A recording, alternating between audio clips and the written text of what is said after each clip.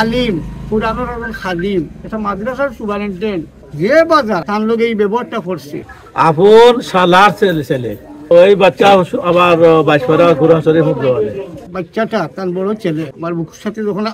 লাগছে লাগিয়ে খুঁজে হুজুর আমরা যাইবার জায়গা নাই আমরা অসহায় আমরা এতিম। আইন শৃঙ্খলা বর্তমানে মানুষের টাকার কাছে বিক্রি হওয়ার কারণে মানুষ খুব সহজে এই কাজগুলা করতে দ্বিধাদ্বন্দ্ব করে না যে আমার টাকা আছে টাকা দিয়ে আমি কোন করি এইগু খুলে দিতাম পারবো কোনো প্রবলেম হইতো না সুস্থ বিচারণ না কার বাচ্চা কোন সময় কি করে কোথায় যায় খাস সাথে চলাফেরা করে এগুলা দেখার আসলে আমরা নৈতিক দায়িত্ব। এইরকম একজন মানুষ এরপরে এখন আলিম পুরানোর একজন খাদিম এটা মাদ্রাসার সুপারিনটেন্ডেন্ট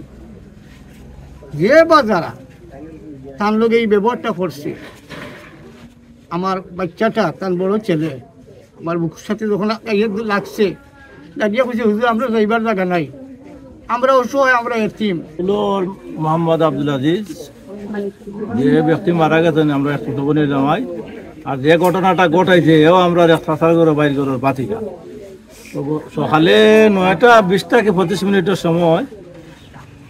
5 মিনিট আগে গেছে ও যে ঘটনাটা ঘটাইছে ও বাচ্চাটা গেছে তার লগে আর একটা বাচ্চা আছে তারা দুইজন এগুর নাম জিহাদ আর এগুর নাম নয়ন। অবশ্যই অবশ্যই কারণ আইন শৃঙ্খলার একদম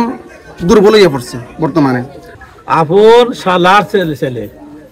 চাচা শ্বশুরে করে সালার ছেলে তো এই সমস্ত ওই বাচ্চা আবার বাইশপাড়া কোরআন শরীফ মুখে আইন শৃঙ্খলার অবহেলার কারণে এতটুকু সাহস পড়ছে এমনকি আমি যতটুকু আমার মতে চলে বা আমি বুঝতে পারলাম আইন শৃঙ্খলা বর্তমানে মানুষের টাকার কাছে বিক্রি হওয়ার কারণে মানুষ খুব সহজে এই কাজগুলা করতে দ্বিধাদ্বন্দ্ব করে না খুব তাড়াতাড়ি হইলে এগুলা শুনিয়া তো নিজেই ভাবিও কিন্তু পাইতেছি না যে এই যে পরিস্থিতি এখন আমাদের বাচ্চা কাচ্চা যদি করে আমরা দায়ী করি দেশের পরিস্থিতি আসলে খুবই খারাপ।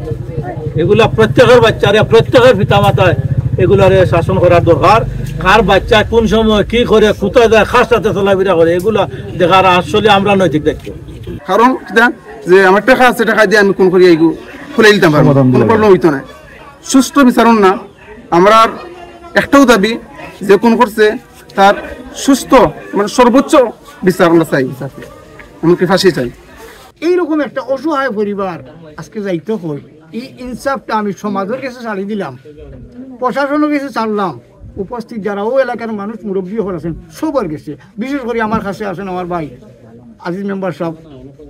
গণ্যমান্য মানুষ এলাকার এখন বিশেষী মানুষ আমি